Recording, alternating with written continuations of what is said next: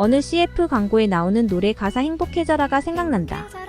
마흔에 있는 쇼펜하우어는 바로 우리에게 행복해지라고 말하고 있었다. 쇼펜하우어는 행복해지는 방법에 대해 다음과 같이 주장했다. 명예, 지위, 권력 등 남에게 보여지는 외부 조건에 절대적인 가치를 두지 마라. 본인이 진정으로 원하는 것을 깨닫고 이를 실현해 나갈 때 진정한 행복을 얻을 수 있다. 비록 부와 성공을 얻지 못했더라도 작지만 소소한 것에 행복과 즐거움을 느끼고 자족할 줄 아는 것. 이것도 충분히 멋진 인생이다. 자본주의 사회에서는 누구나 부자가 되기를 원한다. 부유함으로 누릴 수 있는 물질적 풍요와 안락한 생활 때문이다. 무엇보다 돈 때문에 원하지 않는 일을 하지 않아도 된다.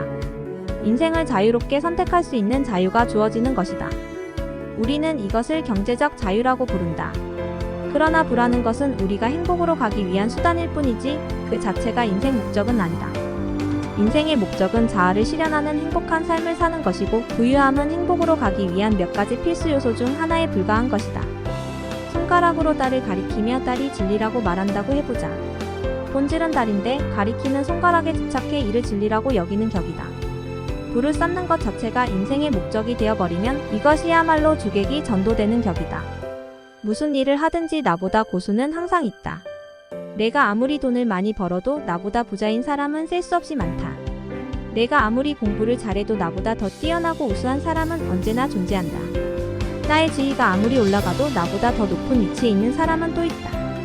결국 본인의 뚜렷한 가치관이 없는 상태에서 사회적 잣대에 맞춰 살다 보면 평생 남과 비교하며 상대적 박탈감에 시달리는 불행한 인생을 살 수밖에 없다. 돈, 명예, 권력, 출세 등 외부적 가치를 곧 나의 인생 목적으로 착각할 때 나의 삶이 아닌 남의 인생을 살게 되는 것이다. 남들이 가는 길을 무작정 쫓는다면 적성도 맞지 않고 강요된 삶을 살게 된다. 결국 나중에 후회하게 될 것이다. 남을 따라서 같음을 추구하는 것은 낮은 단계의 욕망이다. 다름을 추구하는 것은 높은 단계의 욕망이다. 사회의 보편적인 기준에 맞춰 살면 갑갑하고 답답함을 느끼기 마련이다. 비록 크게 성공하지 못하고 큰 부자가 아니더라도 타인의 시선에 맞추지 않고 자기 자신에게 흡족한 삶이면 충분하다. 세이노의 가르침이라는 책의 저자 세이노는 불행한 한국에서 행복하게 사는 법으로 우선 비교질부터 끊어야 한다고 주장했다. 맞는 말이다. 남과 비교하는 습관은 행복도를 떨어뜨리고 자신의 성장과 발전에도 그다지 도움이 되지 않는다. 남을 지나치게 의식하며 보완해동하는 것은 스스로 불행을 자처하는 것이다. 사람들이 이것이 좋다고 하면 이쪽으로 우르르 몰려가고 저것이 좋다고 하면 저쪽으로 달려간다.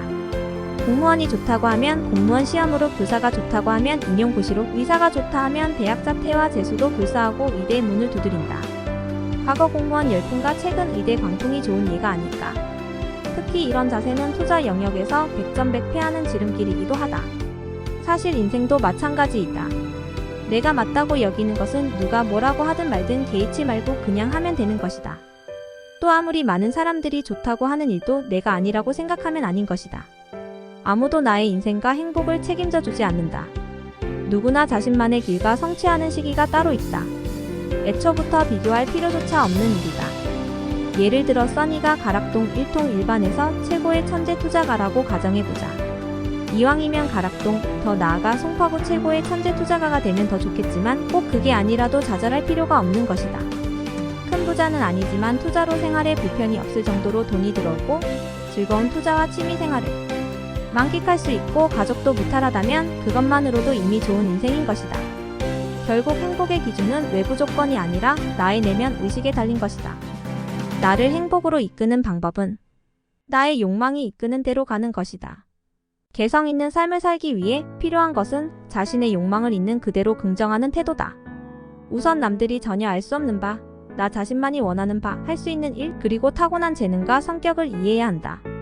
행복한 삶을 살기 위해서는 자신이 진정으로 원하는 것이 무엇인지 하루빨리 파악하는 것이 중요하다. 이를 위해서는 자신만의 가치관과 철학이 정립되어 있어야 한다. 그래서 우리는 독서로 자기계발이라는 것을 하고 있는 것이다. 하지만 대부분의 사람들은 본인이 진정 원하는 것이 무엇이고 인생의 목표가 무엇인지 뚜렷하지 않다. 소크라테스가 말한 너 자신을 알라는 이런 의미로 한 말이 아니었을까? 더 마인드에 이런 말이 나온다. 목표가 명확하지 않다면 당연히 성공할 수 없다. 목적지가 없는데 어떻게 도착하겠는가? 그 자체가 모순이다.